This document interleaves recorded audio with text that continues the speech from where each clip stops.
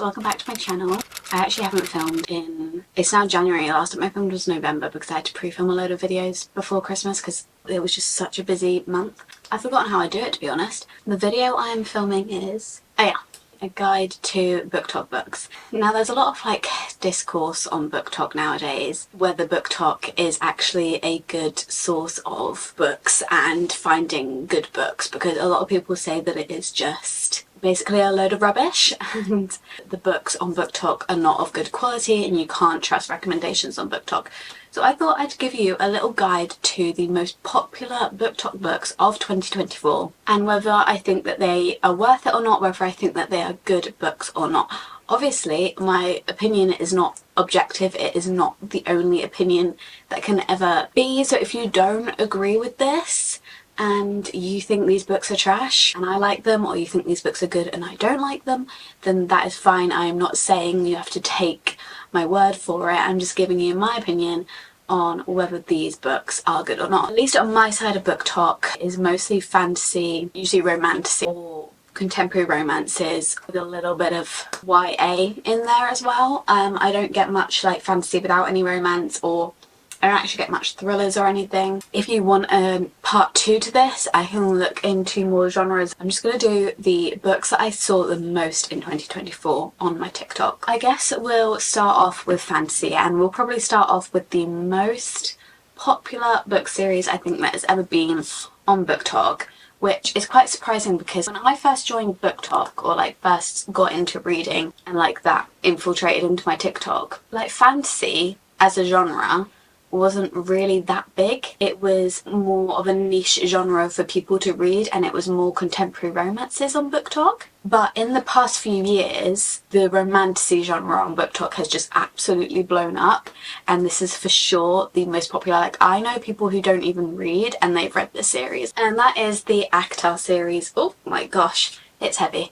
That is the Actar series by Sarah J Maas. I think we all know my opinion on this. If you've watched even one of my videos before, you know that I think that this series is very much worth it. It is so popular now, like celebrities just read this and make TikToks about it. This series definitely got very, very, very popular in 2024. You know, I think for good reason, and even if you don't think it's for good reason and you don't think it's a good series, you do kind of have to admit that it's amazing how it has made so many people get into reading. It basically follows our main character, Feyre. She's the younger sister in a very poor family. She has 2 older sisters and a dad who she lives with. They can't afford really anything and they can't afford to eat, and so in order to keep them alive, Feyre teaches herself to hunt. She goes out hunting and she shoots with a bow and arrow a wolf, but it turns out that that was not actually a wolf, it was a fae disguised as a wolf. So she's just killed one of the fae, and as punishment she gets taken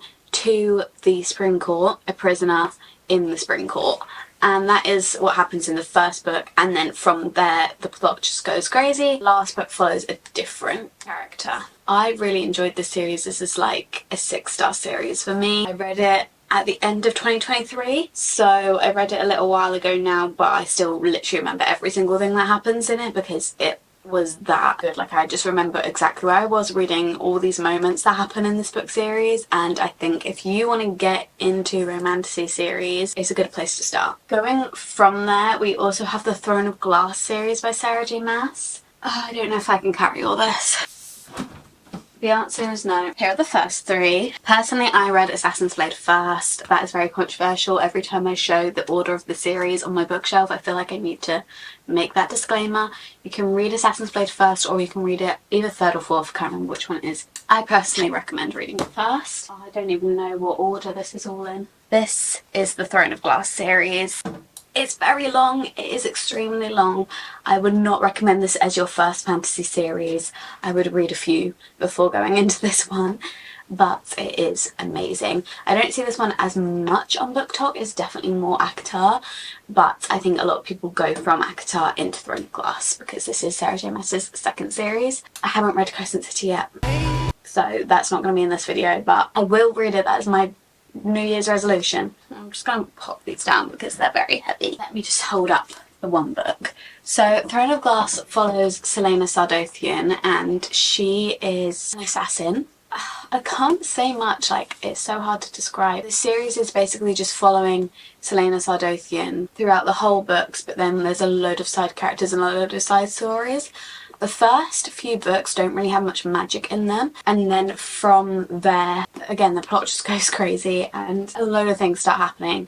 But yeah, the first few books don't have as much fantasy in them as Actar, but the only thing that I can say really about this book without spoiling anything is be prepared for found family, be prepared for 1,000 different storylines. Quite a journey. Read these all back to back, honestly, if I were you, and just get immersed in the world and the story. I need to do a reread of this. I actually watched Larry Reed's Throne of Glass spoiler vlog the other day. It was so good, so funny. If you want to watch it, I'm sure most of you have watched it.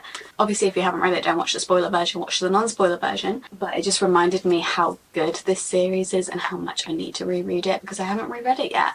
Obviously, it's a very long series. It's going to take me a long time to reread, but I think I will reread it maybe this year. I love Sarah J Maas. Both of those series definitely worth it. Then we've got the Fourth Wing series. So we've got Fourth Wing and we've got Iron Flame. Gosh, Iron Flame is such a big book. I think more 2023 BookTok. These weren't crazy, but obviously they're like the most popular fantasy books there are, along with Actar, so they still are constantly on BookTok. Onyx Storm is actually coming out as I film this in a few weeks. I reckon by the time I upload this it'll probably already be out and I'll already be reading it, which makes me so excited because, again, I would definitely say Fourth Wing series is worth it. Don't go in with the wrong expectations and I think you'll love it. Don't go in with like Game of Thrones expectations. It's just fun. Just go in thinking, right, this isn't going to be too serious, we're just going to have a load of fun reading it. And you'll love it because it is so much fun. I don't know how people wouldn't love it. You basically follow Violet Sorrengail and she has grown up learning to be a scribe because her dad was a scribe in this war college, and scribes basically just write up like what's happening in the war and do reports on what's happening in the war. I've been listening to a Fantasy Fangirls podcast recently just to get prepared for Onyx Storm coming out, and when I describe Fourth Wing and Iron Flame now, I just feel so inadequate because they deep dive into it, like proper deep dive into it. And so when I'm just doing like a brief summary on Fourth Wing or Iron Flame, I just feel I'm not giving the book any justice here. She trains to be a scribe, but then her dad dies and her mum was a rider in this war college, so then she puts her in with the riders instead of the scribes, and the riders are the one that trained on the dragons and they are actually the ones that have to go to war. And obviously she's been trained her whole life to be a scribe, and so she doesn't think she's cut out to be a rider. Fourth Wing follows her in her first year at this war college, kind of going through all these different trials and stuff to get through first year and get a dragon. I think Fourth Wing in that way is a little bit more fun because you get all these like little challenges that she has to do. And then Iron Flame follows on from that in her second year. It's still fun, but it's definitely like a lot more happening in Iron Flame. People don't like Iron Flame because they think the romance was too back and forth. They also don't like it because of how long it was and they think it didn't need to be that long. Personally, I loved how long it was. I could have read another 2 of these. I liked the fact that she didn't forgive him. I think sometimes in books people forgive too easily. So I'm on Violet's side. I love Xaden, don't get me wrong, and I would forgive him in an instant, but she's a stronger person than me. I applaud her for that. I would definitely recommend these 2 books and Onyx Storm. I already know I'm going to recommend Onyx Storm. I'm so excited. Next, I've got Bride by Ali Hazelwood. I actually read this on my Kindle, so I don't have it physically. Now, I read this one really recently, and it definitely was quite big at the start of the year on BookTok. I don't see it as much anymore. This one is Ali Hazelwood's first kind of supernatural romance. It follows a vampire and a werewolf. It's giving Twilight. That was really cringe. It wasn't bad by any means. I really enjoyed it actually. The first kind of like 2/3 or 3/4 of the book I really enjoyed, and then I think the last quarter it kind of just lost me a bit. The stakes were quite high, but I didn't feel like the writing kind of matched up with those high stakes. I wasn't that invested in the last quarter, and then the last chapter before the epilogue, I mean, if you've read it then you know, but I just could not take that seriously. I was laughing, and I feel bad because I think it's just like a normal thing in that genre. I don't think it's something that Ali Hazelwood came up with, but just the way that when they first, because everyone talks about this word not when it comes to Bride, and at first when they described what a knot was, I was like, oh, you guys are overreacting, it's not that bad, like it's a bit weird but it's not that bad. But then in the last chapter when the knot comes to fruition. And they were talking about it. I think it was more the talking about it, the speaking about it, than the actual...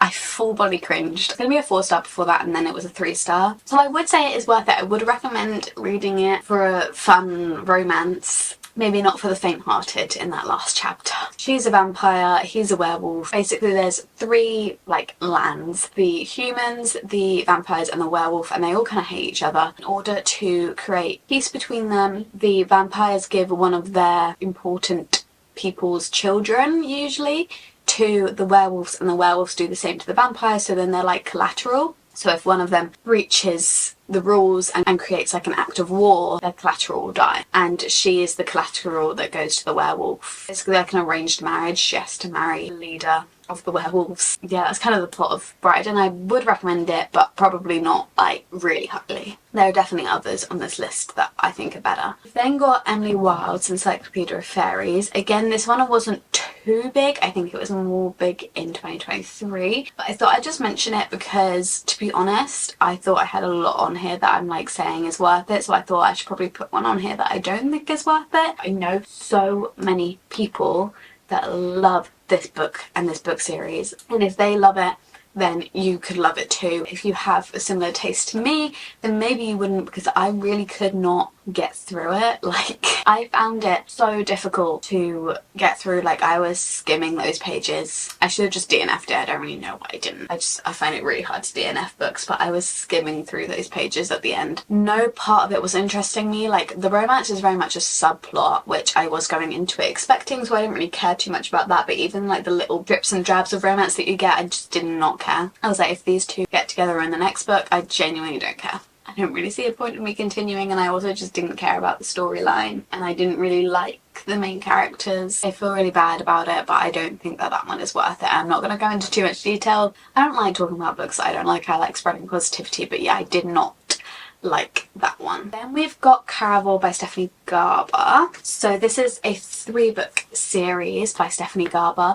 and it takes place before the Once Upon a Broken Heart series. So if you want to read the Once Upon a Broken Heart series, then I would recommend reading the Caravel series first, because it introduces you into the main male character of the Once Upon a Broken Heart series. They take place in the same world, but not the same place. This event that takes place that is basically like a game. If you've read The Night Circus, it's kind of a similar concept in that there is just this event that goes on that is quite mystical and mysterious. Nobody really knows the whole truth behind it and everything, but a game where you have to follow a load of clues and nothing is really as it seems, and then if you win, then you get granted a wish. And so this one follows Scarlet. We have 2 sisters. We have Scarlet and Donatella, and this one is told in Scarlet's point of view. When she competes in Caravel, she has a love interest that she does it with, and I really enjoyed those 2. She gave this one 5 stars just because I really loved Scarlet and I loved the romance in this one, and I just thought it was very whimsical and fun. I would say the first one's worth it, and if you're gonna read the first one, then you may as well read the other 2, to be honest, and they weren't terrible. Say they're worth it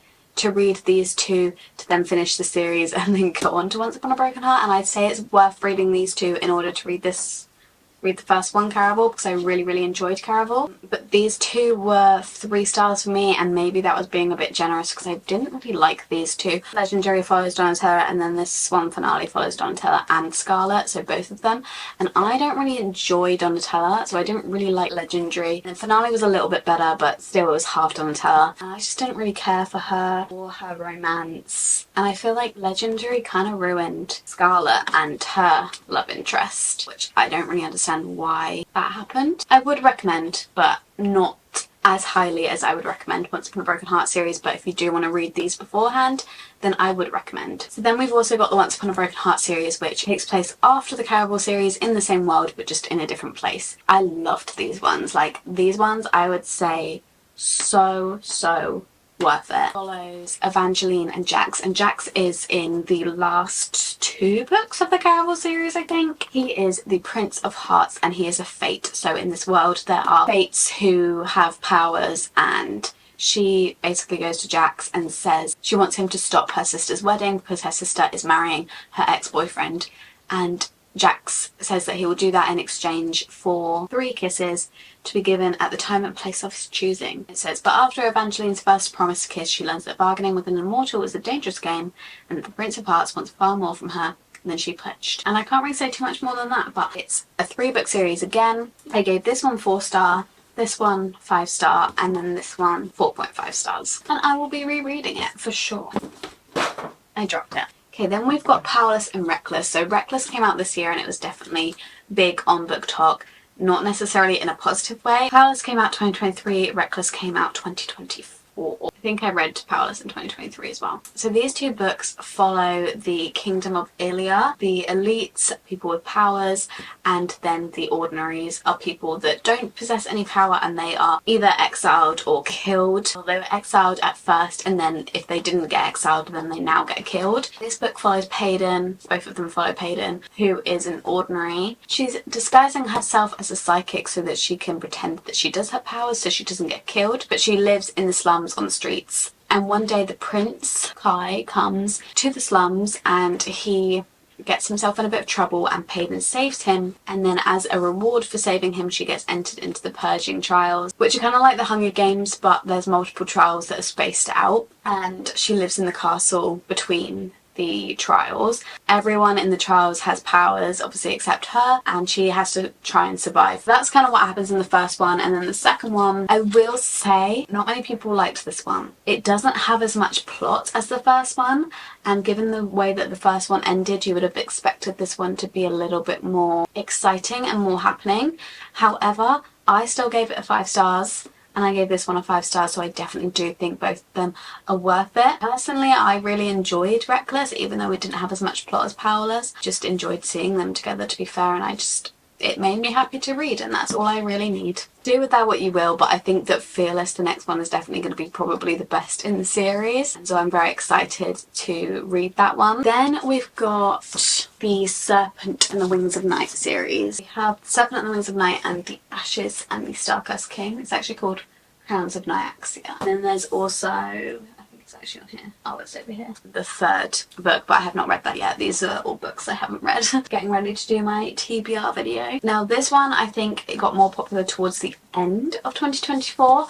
I haven't seen it as much on BookTok as some of the other ones, but it definitely has gotten more popular at the end of 2024. This one again is another vampire one. Male love interest is a vampire and it's set in the vampire world. Our main female character is a human and she gets adopted by the vampire king, so then the vampires can't attack her because she is basically the king's daughter, and she decides that she wants to enter trials, again kind of like the Hunger Games, to be able to get granted a wish. She enters these trials and she teams up with Rain, who is our vampire male love interest, and then there is a big betrayal at the end of this one. There is an all fantasy's first books in the series, and then the second one, which is the last one that follows these 2 characters, kind of follows on from there. I gave this one 4.5 and I gave this one 4. They're not my absolute favourite fantasy series, but obviously 4.5 is still really good. The only reason they're not a 5-star and some of my favourites is the start of Serpent and the Wings of Night. I felt maybe a little bit slow.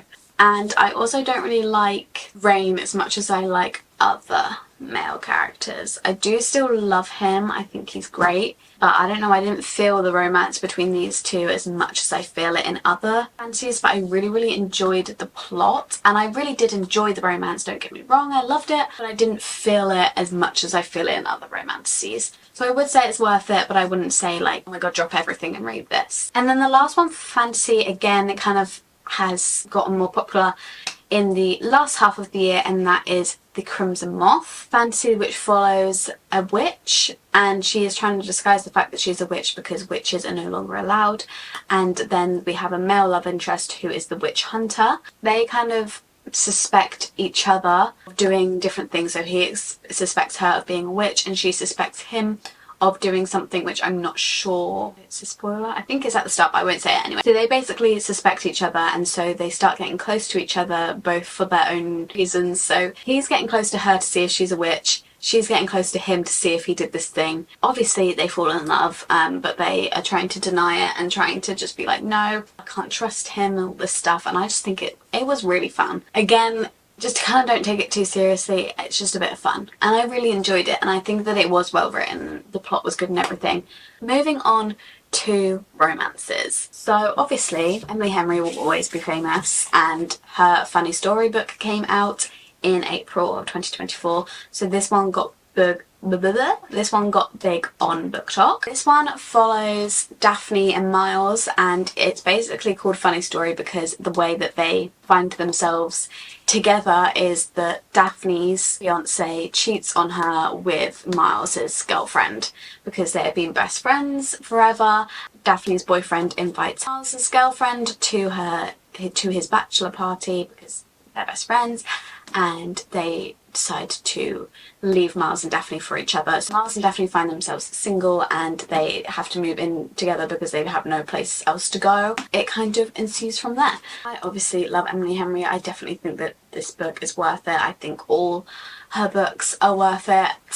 This one's probably... Beach Reader will always be my favourite. I don't know where this one ranks, but it's definitely like up the top or middle. But I love all Emily Henry's books, and this one is definitely no exception, and I definitely think it is worth it. Then we have Icebreaker. So this one got quite big last year. Again, I know people that don't read who have read this one. I don't really know how it got so big. I don't really know what happened there. Everyone just started talking about Icebreaker all of a sudden, and I did read Icebreaker back in 2023, I think, or maybe 2022. I don't even know when it came out. I remember not thinking it was the best. I didn't think it was the worst. I think if I read it now, I would probably rate it a bit lower, just thinking back on some of the things that happen in it.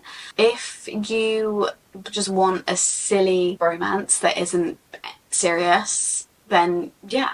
It's an ice hockey romance, I think? Or is it hockey? I don't know. Oh yeah, Icebreaker. So he's an ice hockey player. I can't even remember the plot, guys. He's an ice hockey player and she's like a ice skater. I don't know what that was. There was something about the rink. They shared a rink. Dramas happened. I personally don't know if it's worth your time. I think there are much better romances out there. However, it wasn't the worst thing I've ever read. Then we have Just for the Summer by Abby Jimenez. Now this one I gave 4 stars, I think, and I always think of this one and I think I didn't really like it, but I did give it 4 stars. I think it's just because everyone loved it so much that my 4 stars and my not absolutely loving it feels like, I don't know, there was just something about the female main character that I didn't click with. I found her relatable in some parts, but then some parts I just didn't really click with her. I feel really bad saying that because there was nothing wrong with her. Like, I didn't not like her. She was just a little bit like, I don't know what it was. I can never describe what it was about this book that didn't have me absolutely loving it like everyone else. But I still do give it 4 stars, and I still wouldn't recommend it, just not as much as some other romances. Then finally for romance, I'm going to obviously say It Ends With Us. I don't know when It Ends With Us film came out, whether it was last year or like the end of 2023. Honestly, all the years blur into one. But I read It Ends With Us, I think maybe 2021, maybe 2022. So it was a while ago. Again, I can't remember too much. I do remember I really did enjoy it. Again, it was a long time ago and I can't really trust myself from back then. So I don't know what I'd think about it now if I read it. I think I just enjoyed it because I didn't know anything about it when I went into it, which I reckon everyone probably knows what it's about by now. But if you don't, I would still look up trigger warnings. I wouldn't recommend going into it without knowing anything, although I think that's the best reading experience. It's probably not the best for your mental health, especially if that's something that would trigger you. But I went into it without knowing anything, and I was just reading this book and I was like, oh, romance, yada yada yada, and then obviously the turn happens. When you go into it without knowing what it's about and what's going to happen, you really get to see how people forgive and continue with the relationship, because you're kind of reading it and you were so rooting for this guy and this relationship, and then all of a sudden that happens and you're like, and I feel like you kind of get her perspective even more when you read it like that. There are things that I look back on and I'm like, oh, maybe that wasn't the best, but I was quite young when I read it. It was like 4 years ago now, so I was like 16 when I read it, and probably wasn't paying attention as much to those sort of things. Not going to say that it's the best representation of that massive issue. I don't know if I'd say it's worth it because I read it so long ago. I do, again, know a lot of people who have never picked up a book, but they picked up that one because it got so popular and they enjoyed it. So maybe it would be a good introductory book into reading, but I think after you've read quite a lot, maybe it wouldn't be as good. Then we've got the Hunger Games. So I've got the box set here, but one of them I haven't read. I haven't read the Ballad of Songbirds and Snakes, so that's over here on my cart. This is the rest of the Hunger Games series, and this is obviously very popular because I think the film came out at the end of 2023 for The Ballad of Songbirds and Snakes, and then the new book with Hamish's Games and his film was announced last year in 2024. So Hunger Games definitely got a lot of talk and hype, and I would definitely recommend this series. If you've watched the films and you're like, I don't need to read the books, I've watched the films, I would still recommend reading the books, especially if you like the films. Maybe if you were like indifferent on the films, maybe not, but if you really love the films, then I would definitely recommend reading it as well, just because when you're in her head and reading her thoughts, you see a lot more of her perspective and you see a lot of things that they cut out of the books, and I just think it's definitely more in-depth that way into the story and her character and everything. And if you haven't watched the films, then maybe read these before the films. I would have loved to be able to do that. But last books I'm going to talk about are the Good Girl's Guide to Murder series. There's a YA series. It had a lot of discourse in the last year because the TV series came out. It's just so fun and interesting. I really want to do a reread of it. No matter how old you are, even though it's a YA and you know it's written for younger audiences, I still think there's a lot of things in here that I was like, can that be in a YA book? Like, I feel like it doesn't really matter what age you are, I feel like you'll still find it interesting and gripping. I've never found a more interesting, gripping mystery book. If you have any recommendations, I'd love to hear them. But yeah, they're so quick and so gripping, and I think that they are definitely worth it. And I'd give them a read before watching the series. If you've already watched the series, then I would read the books. I do think the books are definitely better than the series. The series is not bad at all. If you're wondering my review on the series, I think that they left a lot of things out, maybe should have been put in, and you know, some of the acting wasn't the best in terms of keeping the feeling of A Good Girl's Guide to Murder. She was exactly how I imagined Pip to be. I feel like I have just talked for years, but that is the end of this video. I would love to do more book talk guides kind of telling you what's worth it and what's not for different books. These are just the books I think that were the most popular in 2024, but obviously there are so many other book talk books that got so big over the years. So if you want me to do more of a general one of like the biggest book talk books of all time, then I would be very much happy to do that. I get a lot of recommendations from book talk, and you know, it gets a lot of slack for not being the best for recommendations. I think if you don't just read a quote and then go into the book, which I'm sometimes guilty of, but you actually take a second to read about the book and to watch a few more TikToks about the book and then decide whether you think you'd like it or not, I think it can be a very useful tool. I also think it's a very useful tool in convincing you to read a book, because sometimes when I'm in a bit of a book slump and I'm like, oh, I can't really convince myself to read, if I just look up the aesthetic on TikTok of the book, it will make me want to read it. Obviously, like all things, it has its negatives. It's definitely not the most trustworthy sometimes, but I do think that it has its purpose as well. I hope you've taken away some recommendations from this video. I hope you really enjoyed it. If you did, please give it a thumbs up. Subscribe down below and turn on post notifications so you'll be notified every time that I upload. Comment down below any of your book talk suggestions if you've ever had a good experience with book talk. I think there's a lot of negative discourse about book talk at the moment, and maybe we can shed a bit of positivity in the new year, because I don't think everything needs to be all bad, and some things can have positives, so we don't need to constantly be slamming others for what they read and everything like that. So if you have any good recommendations that you've got from book talk, please leave them down below. If you want to, you can follow my social medias on TikTok and Instagram at _libraryofeden, and I'll see you in my next video very soon. Bye!